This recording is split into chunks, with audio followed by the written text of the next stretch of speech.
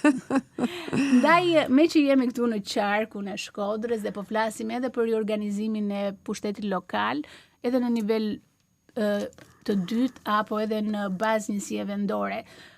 Çfarë mendimi keni ju për riorganizimin e pushtetit lokal, referuar reformës territoriale e cila në këto ditë ka pasur tempin e vet nëpërmjet dëgjesave me komunitetin. Malinda, si e mendon qarkun e Shkodrës, për çfarë ka nevojë, për çfarë ndryshimi ka nevojë, apo nëse edhe nuk ka? Jeni ju pro apo kundër reformës territoriale? Ja, në një farë mase duke pa dhe realitetin edhe njekjen e vazhdueshme gjatë këtyre 5 viteve, kam pas se nuk është e nevojshme shumë për me pas kaq bashki qarku i Shkodrës. Do të thosha, jo vetëm nga numri i popullsisë se ka shumë emigracion, por qoftë edhe nga sipërfaqja e bashkive që mulojnë. Unë një sugjerim do të kisha për shembull puka me fusharsin. Pse duhet për me kenë 2 bashki të ndryshme? Edhe si relief, edhe si numër popullsijet, edhe si identitet kulturor, edhe si, domethënë nuk kanë çanda. Ndryshe është malësia e madhe, qoftë edhe si numër sipërfaqe, qoftë si identitet ekonomik, kulturor, apo edhe gjeografik, ka një specifik të veçantë që nuk mundesh me e bashku, as me Shkodrën dhe as me tjerë. Ndryshe është Shkodra dhe Vaudesi e Bushati, më kupton që janë zona më turtura dhe kanë marrë. Të ndaj malësia e madhe në 2 bashki ka qenë propozim, besoj krahu të djathtë.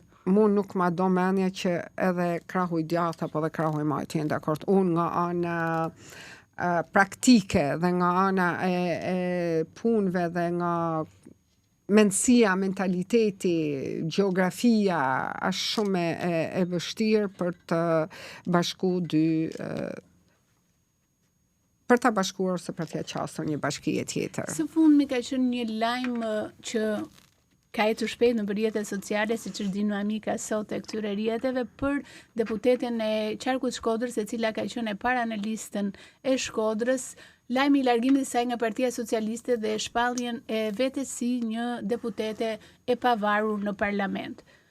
Duke qenë se ju e njihni mirë dinamikën lokale aty, ç'mendim keni për këtë vendim të zonjës Koçeku? Si e shihni këtë lëvizje të saj?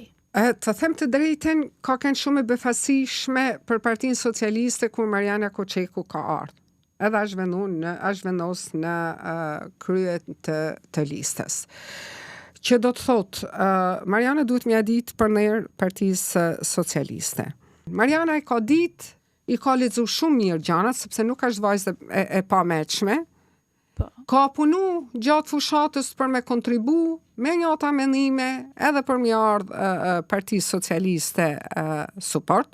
Kemi kënë tanë stafi që kemi suportu dhe kemi punu fushatë e egër, qoftë për Marianën, qoftë si dim na për me i ba fushatat edhe për me marrë sa ma shumë, jo vetëm 4 për mundësisht edhe 5, me marrë Shkodra për fajsus. Kështu që nuk më vjen çudi, ndoshta që Mariana don të tërhiqet. Është e drejta e gjithë secilit si individ, kur ka mos përputhje të mendimeve dhe të idealeve, dhe më vjen shumë mirë që kjo është një vajzë idealiste dhe ka ideale dhe kontributin e saj më mirë se do ta japi në shoqërinë civile me një zë, mundet, por të Partia Socialiste qofse ti zonje dashur don me bë idealiste edhe don mi shku punës deri në fund, atëherë hiqo edhe nga Partia Socialiste, jep mandatin sepse ajo ta ka dhënë. Edhe vazhdo, kur të vinë zgjedhjet e radhës, futu edhe ke të drejtën e mundshme për me ba. Në momentin që ulesh në karrikën e parlamentit, mandati është i qytetarëve tashmë apo është mandati partisë? Si e gjykon Malinda? Juli, edhe unë edhe ti e dim, nuk kemi as të parët as të fundit. Në qoftë se ti do kandidosh si e vetme. Dhe nuk do të kesh si e pavarur. E kanë provu burra e gra më të mira me përvoja partijet edhe me eksperiencë partijet sa s'ka. Po nuk pate parti mrapa ose dikush që një strukturë të fuqishme partijake nuk mundesh për me është e pa diskutush. Mariana mundet me ba dhe deklarata, tash unë them pëlqeu iniciativën e saj, më pëlqen idealizmi i saj, sepse në fund të fundit nuk është të thanun që ti të përputhesh ose të kesh ata pritshmërit, nuk kanë ardhur pritshmërit tuaja, pozicionoju me erë dhe me erz. Duke qenë kaq e lidhur me Shkodrën, edhe në aktivitetin tënd fillestar të biznesit, edhe me jetën politike, patjetër që ju e njihni Shkodrën në detaj. Çfarë do të ndanit ju për Shkodrës si xhevairin më të rrallë, duke qenë se jeni nga ato individ që keni udhëtuar nëpër botë dhe njihni mirë botën? Çfarë ndan Shkodrën? Shkodra i ka, si thojmë na, Shkodra është dashni. Shkodra i ka të tana. Shkodra ka malin, fushën, kodrën, lumin, liqenin, detin, artin, po fles nga ana gjeografike, ka artin, ka etnografin, ka qytetarin, ka kulinarin, do më thonë i ka me thonë drejtën gjitha. Dhe këto për hir të vërtetës, këto 4 vitet e fundit, me marrjen e bashkisë, po bajnë investime goxha për të nxjerrën pa atë pjesë të identitetit, qoftë kulturor, qoftë edhe gjeografik, duke nxjerrë në pa, domethënë atë avantazhe që ka dhe zonat specifike kulturore të Shkodrës. Për shembull, është bërë Stralja, është bërë Gjuha Doli, është bërë Pijaca, dhe që gumzhin të gjithë ditën dhe gjithë natën nga aktivitetet, nga jeta kulturore, dhe në Shkodër fundjava nuk ka vend për turistat vendor edhe të huaj që vinë në Shkodër vazhdimisht dhe dan të kënaqen. Patjetër një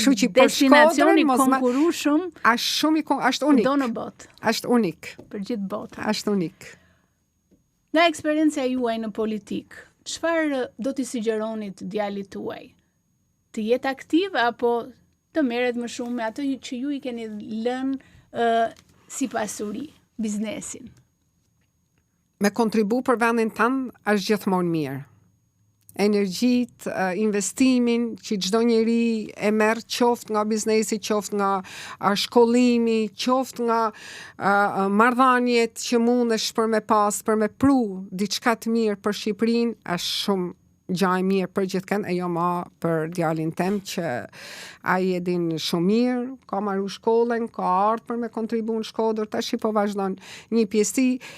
Ne dashnin për Shqipërinë edhe për Shkodrën e kemi si familje, ja ushqem jo vetëm djalit, por me këdo rrim edhe me këdo hasim.